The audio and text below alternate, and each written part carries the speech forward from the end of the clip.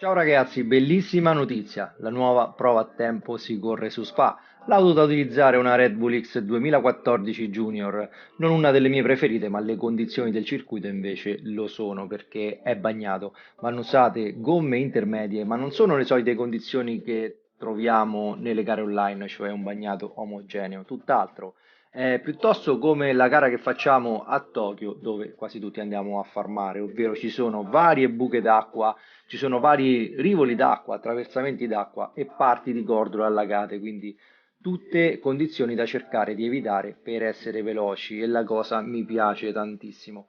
Ho appena fatto una decina di giri, ho capito come ottenere la migliore prestazione. Bisogna solo avere pazienza e lavorarci. Già ho fatto un ottimo giro, sto nei primi 50 mi sembra, ma ovviamente il tempo scenderà molto e bisognerà scendere di conseguenza. Però non è così difficile. La prima cosa da fare su un circuito bagnato è avere calma.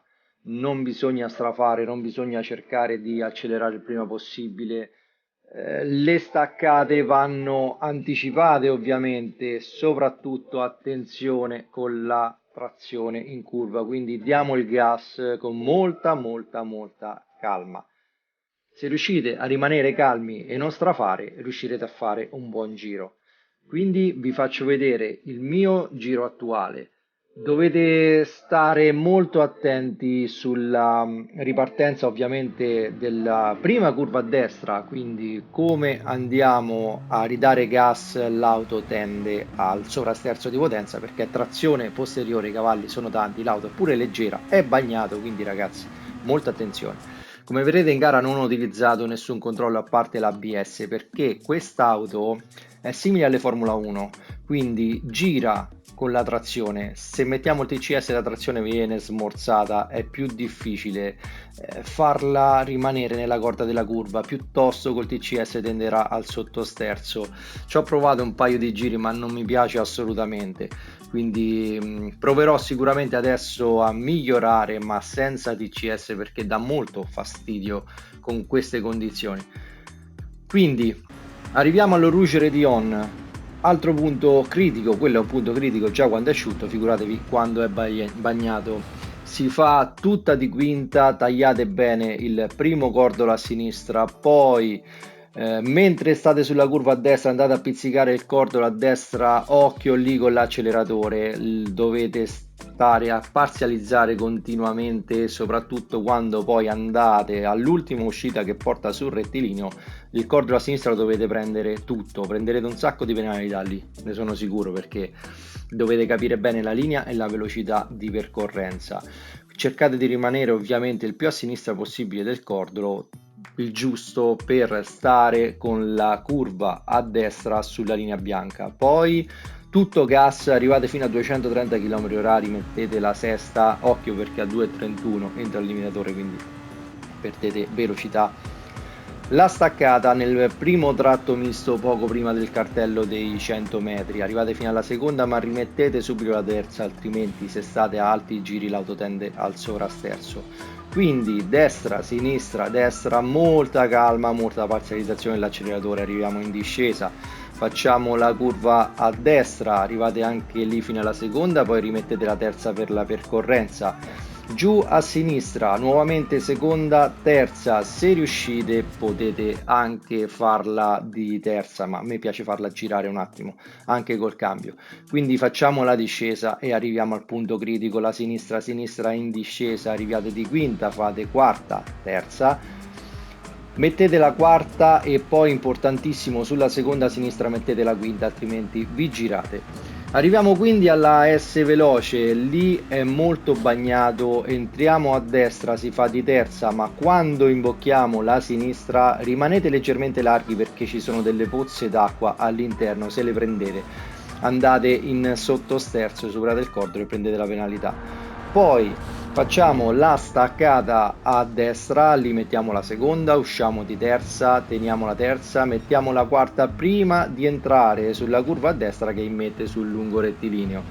Ci facciamo tutto il lungo rettilineo, Arriviamo alla curva a sinistra, va solo scalata la marcia, quindi alziamo il piede, scaliamo la marcia alla quinta, entrate su questo cordolo, prendete tutto il cordolo a sinistra, giù tutto gas con la quinta, arrivate fino alla sesta e guardate come faccio la staccata, arrivate fino alla prima, rimanete alla destra del primo cordolo della prima curva a destra della S, poi la seconda a sinistra e attenzione perché quando vi mettete sul rettilineo del traguardo anche lì ci sono delle grosse pozze d'acqua, soprattutto sul lato destro, quindi attenzione, cercate di rimanere il più a sinistra possibile, date tutto gas. La seconda mandatela leggermente fuori giri perché pattinano le gomme, se mettete la terza perdete coppia e rallentate parecchio, si perdono 3 o 4 decimi, quindi mandate la seconda anche un po' fuori giri, non è un problema. E così otterrete la vostra migliore prestazione, ovviamente moltiplicate questo per i giri necessari a ottenere il tempo per l'oro. Ma andiamo a vedere il giro.